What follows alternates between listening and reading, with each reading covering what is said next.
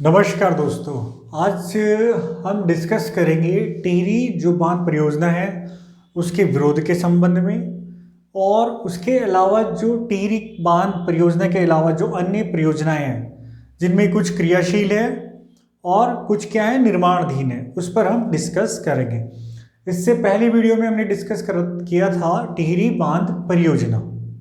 Okay, तो आइए शुरू करते हैं। देखिए, टिहरी बांध परियोजना का जो सबसे पहला विरोध हुआ था वो टिहरी की जो राजमाता थी कमलेंदु मती शाह के नेतृत्व में हुआ था। सबसे पहला जो विरोध है टिहरी की राजमाता कमलेंदु मती शाह के नेतृत्व में टिहरी बांध का विरोध हुआ था। ओके, और 78 में बांध विरोधी समिति बनी थी। 1978 में बांध विरोधी समिति बनी थी और जिसके अध्यक्ष थे विद्यासागर नौटियाल। इसके अध्यक्ष कौन थे? विद्यासागर नौटियाल थे। और कुछ और अन्य महत्वपूर्ण जो व्यक्ति थे उसमें थे सुंदरलाल बहुगुणा और वीरेंद्र सकलानी। तो बांध विरोधी समिति के मुख्य लोग कौन होगा? विद्यासागर नौटियाल, सुंदरलाल बहुगुणा और वीरेंद्र सकलानी। और इसके बाद 91 में 91 में सुंदरलाल बहुगुणा के नेतृत्व में जबरदस्त विरोध हुआ बांध का, और मजबूरन सरकार को 76 दिन के लिए इसका काम रोकना पड़ा। ओके, 76 दिन के लिए इसका काम रोकना पड़ा। और जो इसका विरोध कर रहे थे उसके बहुत सारे कारण थे, और सबसे बड़ा कारण तो ये है कि ये क्या है, एक भूकंप जोन में है, जहाँ पे भूकंप जो बहुत ज़्यादा आते हैं और बार बार आते हैं, उस क्षेत्र में ही है। और इससे लगभग 7.5 किलोमीटर नीचे भूकंप अधिकेंद्रीय क्षेत्र है। भूकंप अधिकेंद्रीय क्षेत्र है, और ऐसी संभावना है कि अगर यहाँ पर कोई बड़ा भूकंप आया और उसकी वजह से टिहरी बांध टूट गया तो समझिए दिल्ली तक पानी भर जाएगा। दिल्ली तक पानी भर जाएगा, जिसमें हरिद्वार भी इंक्लूड है। हरिद्वार से और पूरा टिहरी से लेकर सब पानी लबालब हो जाएगा। और पर्यावरणीय दृष्टि के कारण भी इसका विरोध हो रहा है, क्योंकि डैम बना तो क्या हुआ, बहुत सारे जो वन्य जीव हैं उनको भाई अपना आवास त्यागना पड़ा, छोड़ना पड़ा, इधर उधर जाना पड़ा। हो सकता है बहुत सारे डूब भी गए हों, बहुत सारी वनस्पति डूब गई, और बहुत सारे लोगों को अपना घर छोड़कर जाना पड़ा। ठीक है, ये भी कारण था। और दूसरा कारण ये था, झील बनने से क्या हो रहा था, मिट्टी का कटाव ज़्यादा था। मिट्टी का कटाव ज़्यादा होता और उससे क्या होता, डैम के पास गाद इकट्ठी हो जाती है, इनकी मिट्टी इकट्ठी हो जाती। और उन्होंने ये आकलन लगाया कि इसके हिसाब से जो झील की आयु हो जाएगी वो हो जाएगी 60 वर्ष, क्योंकि गाद यहाँ पर बढ़ जाएगी। और भी अनेक कारण थे, और एक कारण ये भी था कि ये जो क्षेत्र था, ये हिमालय वाला जो क्षेत्र है, ये इसके आसपास वाला क्षेत्र टिहरी डैम के, ये क्या है, पूरा का पूरा नवीन क्षेत्र है, यानी कि नए पहाड़ हैं। और यहाँ पर भूकंप बार बार आने की पूरी संभावनाएं रहती हैं, अक्सर आते रहते हैं। ओके, फाइनली इन सब विरोध के बावजूद, इन सब कारणों के बावजूद भी भारत सरकार ने टिहरी डैम बनाया, और फाइनली 2002 में पुराना जो टिहरी था पूरी तरह से जलमग्न हो गया। यानी कि जो स्वामी राम तीर्थ की तपस्थली थी वो जलमग्न हो गई। आगे बढ़ते हैं। देखिए, टिहरी के अलावा जो अन्य जल विद्युत परियोजनाएं हैं जो क्रियाशील है, यानी कि जहां पर प्रोडक्शन हो रहा है, मतलब जहां बिजली बन रही है, उसमें सबसे पहली अगर कहें कि उत्तर भारत की सबसे पहली परियोजना, जल विद्युत परियोजना की बात हो रही है, उत्तर भारत की सबसे पहली जल विद्युत परियोजना जो है वो कौन सी है? वो है गलोगी। शॉर्ट में मैंने ये पूरा नाम नहीं लिखा, ये पूरा नाम इसका गलोगी जल विद्युत परियोजना। ये सब जल विद्युत इनमें जुड़ा हुआ है, मानकर चलिए। तो गलोगी जल विद्युत परियोजना उत्तर भारत की सबसे पहली और भारत की दूसरी जल विद्युत परियोजना है। और गलोगी जो है यह भट्टाफाल मतलब मसूरी मतलब देहरादून डिस्ट्रिक्ट में। ओके, तो गलोगी भट्टाफाल में, मसूरी में, मतलब देहरादून डिस्ट्रिक्ट में है, और उत्तर भारत की सबसे पहली परियोजना है।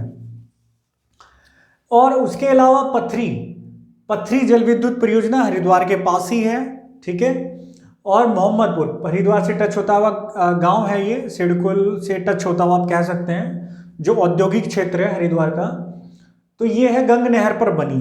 भाई जो गंगा की जो धारा आ रही है, मेन धारा ऋषिकेश या उत्तरकाशी से जो गंगोत्री से होती हुई आ रही है, तो उसकी एक जो मेन शाखा है वो किधर की तरफ चली जाती है, बिजनौर की तरफ, बिजनौर की तरफ चली जाती है जो मेन शाखा जिसमें ज़्यादा पानी है, और उसकी एक शाखा किधर, हरकी पौड़ी की तरफ ये चली जाती है।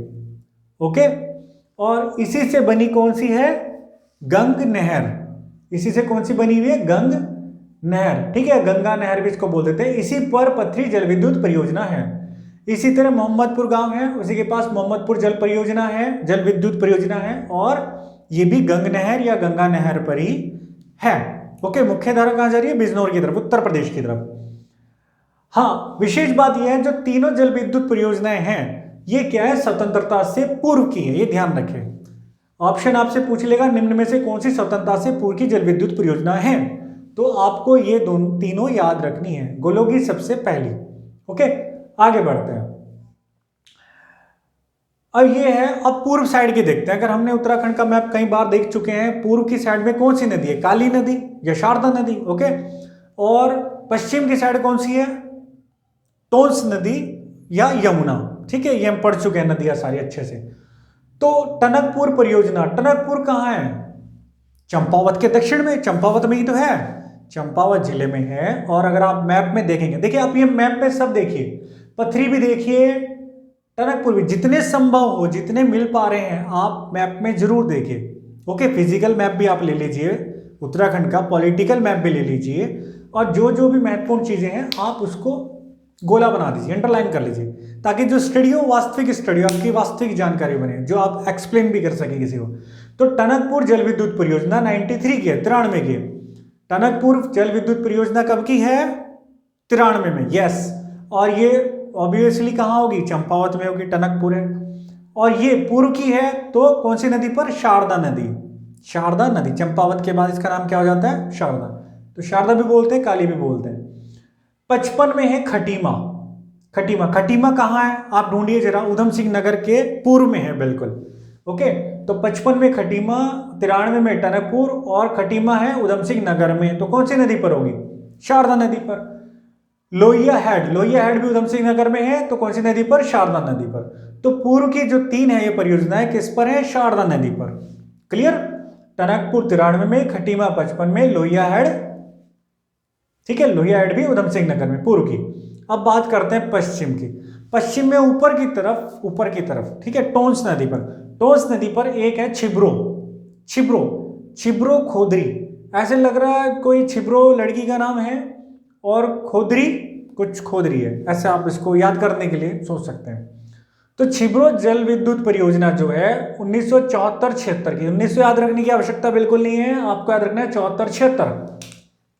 टनकपुर 93 की, खटीमा 55 की, छिब्रो 74, छिब्रो 74 की है, 74-76। ओके, और टोंस नदी पर है, देहरादून में है, टोंस नदी पर है, देहरादून में।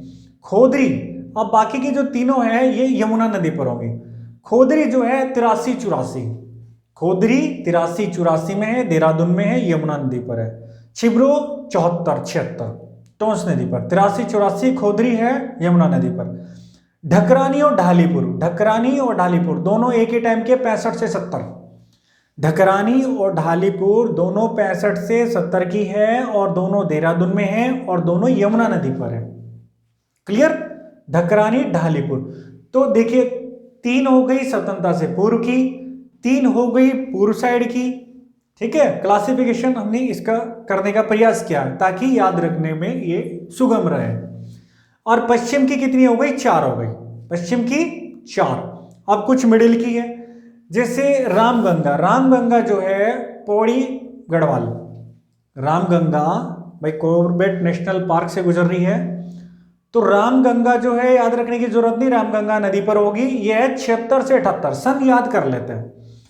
देखिए किसी भी परीक्षा में बहुत सारे क्वेश्चन, या आप कहें 50% क्वेश्चन ऐसे होते हैं जो लगभग सभी लोग जो एवरेज स्टडी करने वाले हैं उसको ओके कर देते हैं। लेकिन अगर आपको सबको क्रॉस करना है, सबसे आगे रहना, तो आपको कुछ प्रश्न ऐसे करने पड़ेंगे, कुछ एक्स्ट्रा चीजें करनी पड़ेंगी, ठीक है, जो कॉमन लोग नहीं करते। तो आपको ये सन भी याद करने पड़ेंगे अगर आपको आगे रहना है। तो रामगंगा 76-78, रामगंगा 76-78 की है, और पौड़ी गढ़वाल में, रामगंगा जल विद्युत परियोजना पौड़ी गढ़वाल की है, रामगंगा नदी पर है, याद रखने की जरूरत नहीं, 76 78 याद रखना है। ओके, आगे बढ़ते हैं। 80 81 80 81 80 81 80 81 का मतलब है चीला, चीला जल विद्युत परियोजना है, पौड़ी गढ़वाल में गंगा नदी पर है। 80 81 चीला जल विद्युत परियोजना पौड़ी गढ़वाल गंगा नदी पर। और 80 के पास और कौन सी थी? 83 83 मतलब कौन सी? 83 कौन सी? खोदरी, 83 खोदरी। ओके, और 74 76 वाली बताइए फटाफट। यस यस यस यस, छिब्रो। 83 84 खोदरी। अगर मैं पूछूं 80 81 चीला, वेरी गुड। 76 78 बताइए कौन सी है? यस। और दो कौन सी थी वो? 65 से 70 वाली दोनों, और नाम भी एक ही जैसा था। यस, ढकरानी, ढालीपुर, देहरादून। कौन सी नदी बताइए जरा? यस, यमुना नदी, वेरी गुड। आगे बढ़ते हैं। देखिए विष्णुप्रयाग, विष्णुप्रयाग को मैप में देखिए, गोला करिए, और आपको अधिकांश पता भी है अधिकतर लोगों को विष्णुप्रयाग कहाँ है। यस, वेरी गुड, रिप्लाई करते रहिए, ठीक है। आप भले मेरे सामने ना बैठे हो, जो लोग वीडियो देख रहे हैं, लेकिन रिप्लाई जरूर कीजिए। ओके, विष्णुप्रयाग जो है कहाँ है? चमोली जिले में, उत्तर की तरफ। नदियां जब हमने पढ़ी थी, हमने पढ़ा था ना विष्णुप्रयाग, विष्णुप्रयाग के पास कौन सी नदी मिल रही है? धौली गंगा। विष्णुप्रयाग के पास धौली गंगा वैली। ओके, तो विष्णुप्रयाग जो है जल विद्युत परियोजना कौन सी? अलकनंदा नदी पर है, ठीक है। कौन सी? अलकनंदा नदी पर है। इसी के पास अलकनंदा में कौन सी मिल रही है? धौली गंगा। ओके, विष्णुप्रयाग जो जल विद्युत परियोजना है वो 650 मेगावाट की है। कितने मेगावाट की है? ये थोड़ा सा इंपॉर्टेंट है, तो इसका मेगावाट याद कर लेते हैं। 650, 650 मेगावाट की। और शुरू में ये जल विद्युत परियोजना जो है उत्तर प्रदेश ने में जेपी वेंचर्स प्राइवेट लिमिटेड, संभवतः जेपी जो है जयप्रकाश जो ग्रुप है ना, जेपी ग्रुप बड़ी कंपनी है, तो जेपी वेंचर्स, जेपी ग्रुप की एक अनुषांगी कंपनी आप कह सकते हैं, तो इससे करा था शुरू में, ठीक है, जब इसका निर्माण शुरू किया। लेकिन धनाभाव के कारण इसका काम रोका गया और फिर बाद में ये कराया गया। तो विष्णुप्रयाग जल विद्युत परियोजना अलकनंदा नदी पर, चमोली में, ये भी याद हो जाएगा, ये भी याद हो जाएगा। आपको याद रखना है ये और ये 650 और ये कंपनी का नाम। अब बात करते हैं धौली गंगा। धौली गंगा चरण फर्स्ट, फेज फर्स्ट। तो धौली गंगा जो जल विद्युत परियोजना है ये है धारचूला में, धारचूला फेज फर्स्ट। देखिए धौली गंगा दो है नदी हमने पढ़ी है ना, एक पिथौरागढ़ में, एक पूर्वी धौली गंगा है। धौली गंगा आती है ना, धौली गंगा, गौरी गंगा पढ़ा था हमने, ठीक है, जब काली नदी तंत्र पढ़ा था, डिस्कस किया था। ओके, तो ये है पूर्वी धौली गंगा। और ये वाली धौली गंगा कौन सी थी जो मैंने अभी यहां पर बोली कि विष्णुप्रयाग के पास मिलती है? यह है पश्चिमी धौली गंगा। तो पूर्वी धौली गंगा, ये पूर्वी धौली गंगा पर है। धारचूला, धारचूला देखिए पिथौरागढ़ के बिल्कुल कोने में, यानी कि पूर्व की साइड होगा बिल्कुल, ठीक है ना, काली नदी के बिल्कुल पास। तो ये धौली गंगा, तो नदी याद करने की जरूरत नहीं पड़ेगी। धौली गंगा जल विद्युत परियोजना कहां होगी? धौली गंगा नदी पर। लेकिन ये पूर्वी धौली गंगा, ध्यान रखना। ओके, फेस फर्स्ट वाली पूर्वी धौली गंगा नदी पर, और ये है 5 की। कब की है? 5। और इसकी हाइट जो है 56 इंटू 317, यानी कि इसकी जो हाइट है डैम की ये है 56 मीटर, 56 मीटर, और लंबाई 317, 56 याद कर लीजिए। और इसमें कट ऑफ वॉल टेक्निक का प्रयोग किया गया है। कट ऑफ वॉल टेक्निक का इसमें प्रयोग किया गया है। और बाय एनएचपीसी, एनएचपीसी की फुल फॉर्म बताइए फटाफट। Yes yes yes yes yes, national hydro, yes, power corporation, national hydro power corporation. Okay, by NHPC के द्वारा ये इसका निर्माण किया गया।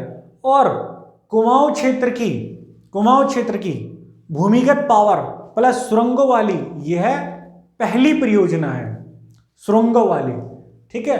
कुमाऊं क्षेत्र की भूमिगत पावर हाउस वाली और सुरंगों वाली ये पहली परियोजना है। तो ध्यान रखना है, धौली गंगा फेज 1।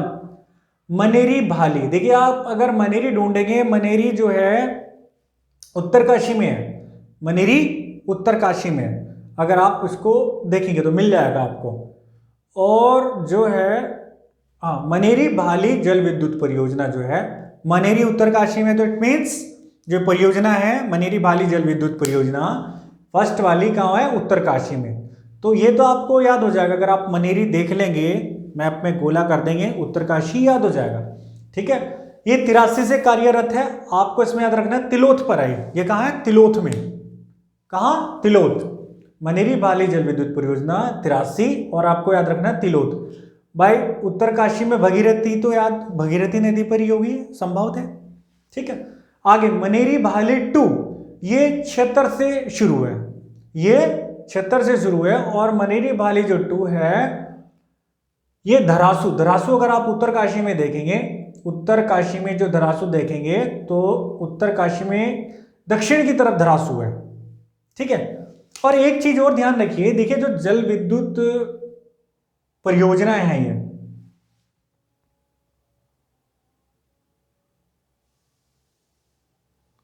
देखिए जल विद्युत परियोजना में शायद मैंने पहले भी आपको बताया था, ये नीचे क्या होती है, टरबाइन होती है। क्या होती है, टरबाइन। ओके, सुरंग के माध्यम से या डैम बनाकर किसी भी तरह क्या करते हैं, पानी का फ्लो एक साइड में करते हैं। ओके, तो ये पानी यहां पर जाएगा और ये क्या है, टरबाइन घूमेगी, इसके ऊपर लगा रहता है, इसका लिंक रहता है जनरेटर से। ठीक है, जनरेटर से, जनरेटर भी घूमता है, चुंबकीय क्षेत्र बनता है, मैग्नेटिक फील्ड जिसको आप कहते हैं। ठीक है, चुंबकीय क्षेत्र बनता है और विद्युत जनरेट होती है। और ये ग्रिड के माध्यम से, आपने देखा होगा ऐसे ऐसे बने रहते ना बड़े बड़े और मोटी मोटी वायर, हाई टेंशन लाइंस, तो ग्रिड के माध्यम से कहाँ चला जाता है, इसका विद्युत का विघटन होता रहता है। विघटन नहीं, वितरण। ठीक है, वितरण होता रहता है। ओके, पानी आया, टरबाइन को घुमाया, उसने जनरेटर को घुमाया, चुंबकीय क्षेत्र बना और बिजली बनी और ग्रिड के माध्यम से वो वितरित हो गई। तो श्रीनगर जल विद्युत परियोजना, श्रीनगर जल विद्युत परियोजना पौड़ी गढ़वाल में है, याद करने की जरूरत नहीं है। आप श्रीनगर को देखिए, गोला कीजिए, लोकेशन सबकी देखिए जितनी संभव है जो आसानी से मिल रहा है। बहुत ज्यादा माथा पच्ची की जरूरत नहीं है, बहुत सारी चीजें आराम से मिल जाएगी। ये है श्रीनगर जल विद्युत परियोजना, है अलकनंदा नदी पर। कहां पर है, यस, अलकनंदा नदी पर श्रीनगर जल विद्युत परियोजना पौड़ी गढ़वाल अलकनंदा नदी पर। अब इनके अलावा कुछ परियोजनाएं जो है निर्माणाधीन है।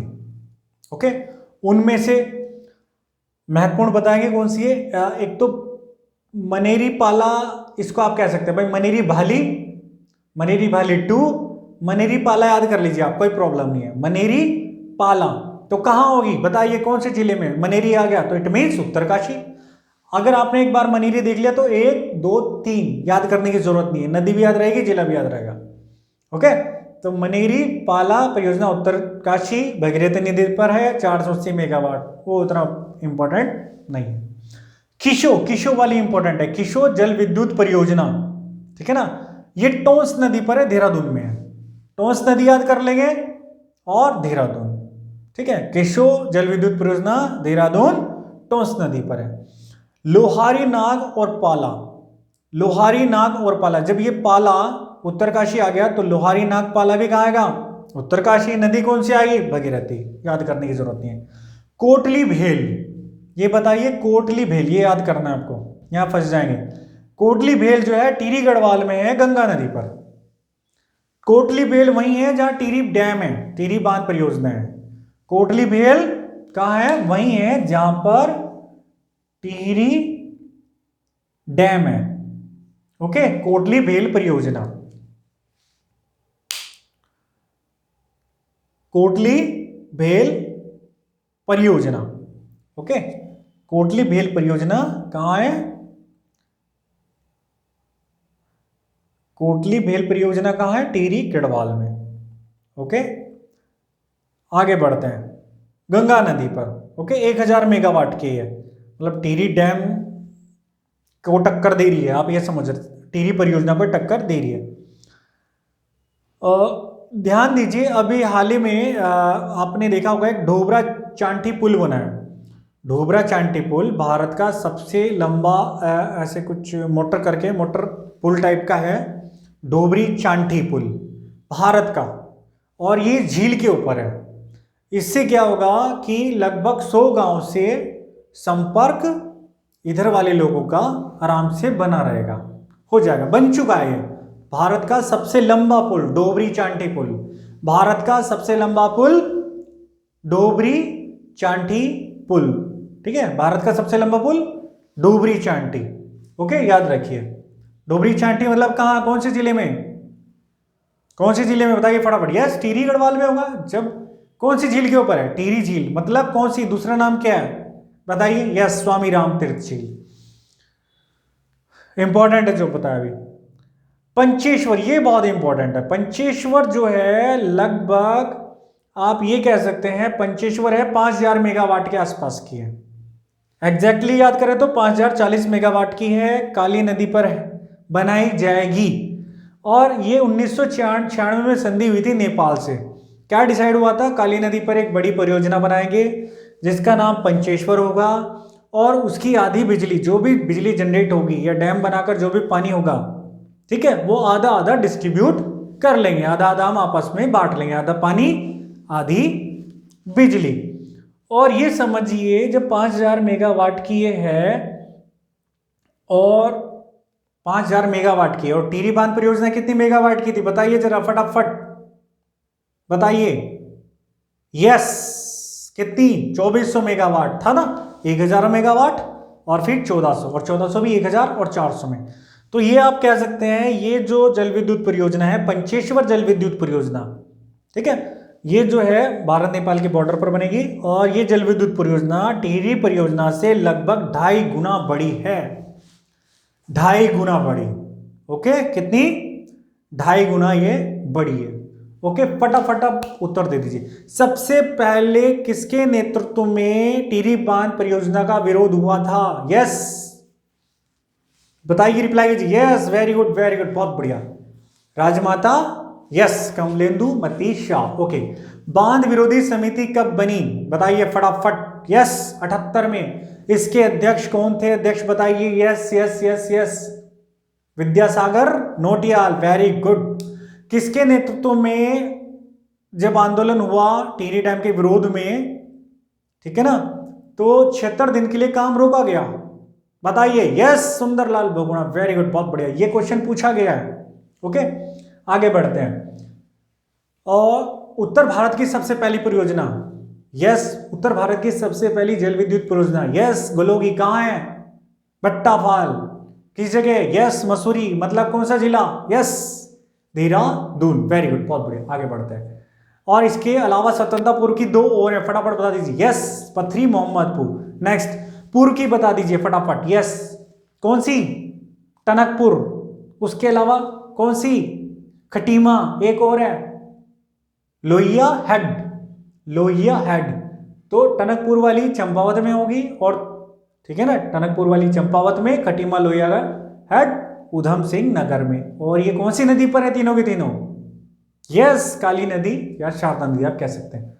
आगे, छिब्रो, छिब्रो, छिब्रो बताइए फटाफट, छिब्रो कहां होगी? टोंस में, छिब्रो।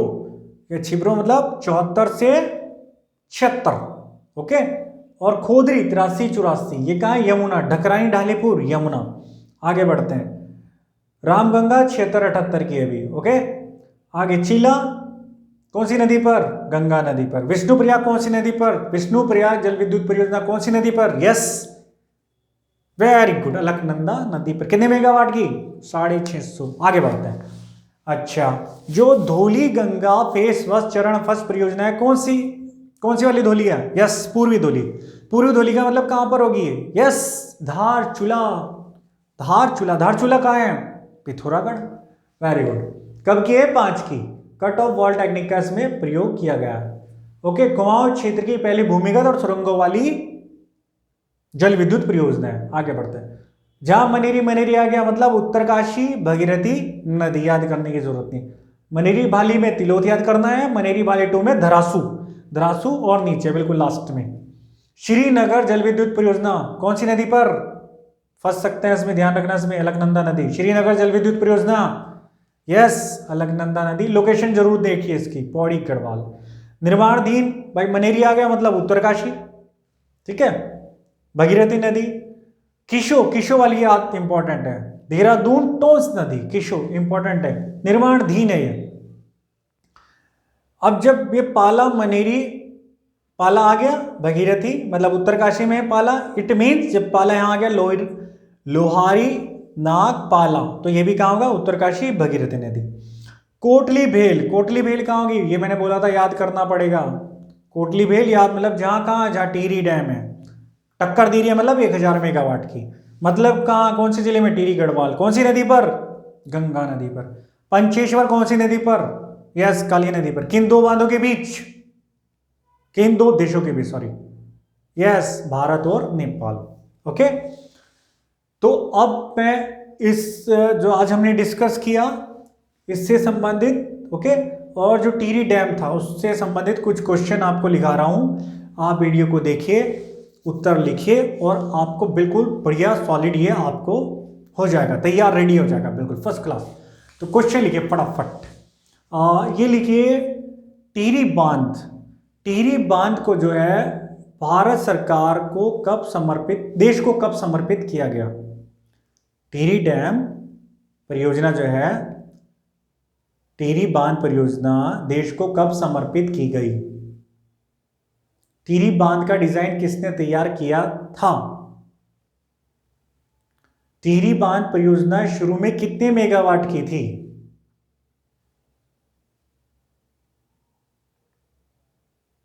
ठीक है, ओके। टिहरी बांध, टिहरी बांध नहीं, टिहरी बांध नहीं, टिहरी लेक, टिहरी लेक का क्षेत्रफल बताइए। यस, टिहरी झील का दूसरा नाम बताइए।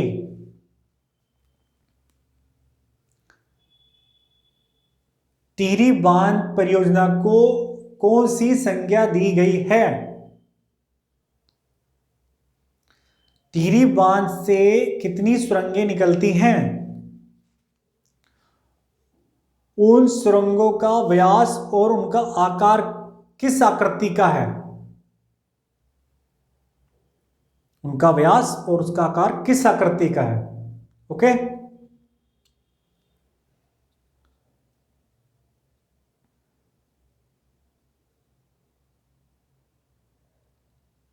टिहरी जल विद्युत परियोजना, टिहरी बांध परियोजना की ऊंचाई बताइए। ये कह सकते हैं टिहरी डैम की ऊंचाई बताइए। यस, एशिया में कौन से नंबर पर और वर्ल्ड में कौन से नंबर पर है हाइट में। एशिया में कौन से नंबर पर और वर्ल्ड में कौन से नंबर पर है हाइट में टिहरी डैम। ओके, टिहरी बांध परियोजना का विरोध सर्वप्रथम किसके नेतृत्व में हुआ। बांध विरोधी समिति कब बनी। ओके,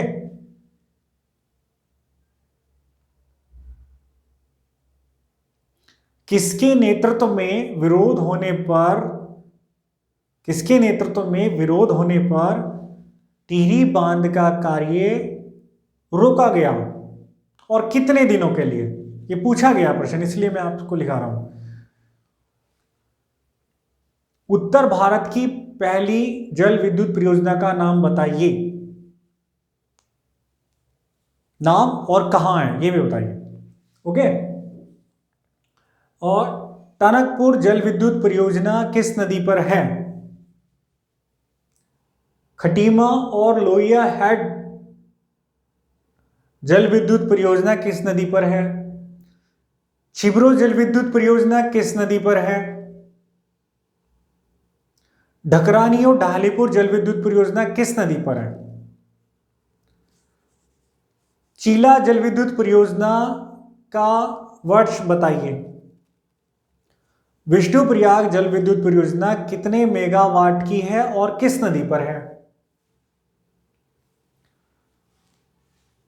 धौली गंगा चरण फर्स्ट जल विद्युत परियोजना की अब स्थिति बताइए, यानी कि किसके पास है, कहां है, ठीक है ना, किस तहसील में है, किस गांव में है, जो भी है बताइए। ठीक है, जिला नहीं, जिला तो है पिथौरागढ़। ओके, कुमाऊं क्षेत्र की भूमिगत पावर और सुरंगों वाली पहली परियोजना का नाम बताइए। मनेरी भाली फर्स्ट, मनेरी भाली 2, मनेरी पाला और लोहारी नाग पाला जल विद्युत परियोजना किस नदी पर है और किस जिले में है? श्रीनगर जल विद्युत परियोजना किस नदी पर है? पंचेश्वर बांध जल विद्युत परियोजना का निर्माण कौन सी संधि के अनुसार किया जाएगा? पंचेश्वर बांध जल विद्युत परियोजना कितने मेगावाट की होगी और किस नदी पर? ओके, तो मैं समझता हूं ये आपको अच्छे से समझ में आ गया होगा। बहुत सारे इसमें फैक्ट्स हैं। ओके, एक बार और इसको देखिए, पुरानी वीडियो को देखिए, ठीक है ना, और रिप्लाई भी कीजिए जैसे जैसे मैं उसमें पूछ रहा हूं, और जो प्रश्न लिखा है आप इनके उत्तर दीजिए, ठीक है, नोट्स बना लीजिए इनके, तो आपको बहुत मजा आएगा, ठीक है ना, आपको एक कॉन्फिडेंस लेवल भी बढ़ेगा। हाँ, अंत में मेरा आपसे ये निवेदन है, देखिए हमारे स्वाभाविक है, हम सभी लोग देशभक्त हैं, कोई डाउट नहीं है, चाहे लड़की है, कोई लड़की है या लड़का है, हम सभी लोग देशभक्त हैं, निसंदेह देशभक्त हैं। लेकिन हमारी देशभक्ति है, लेकिन क्या हमने देश के लिए कुछ किया है?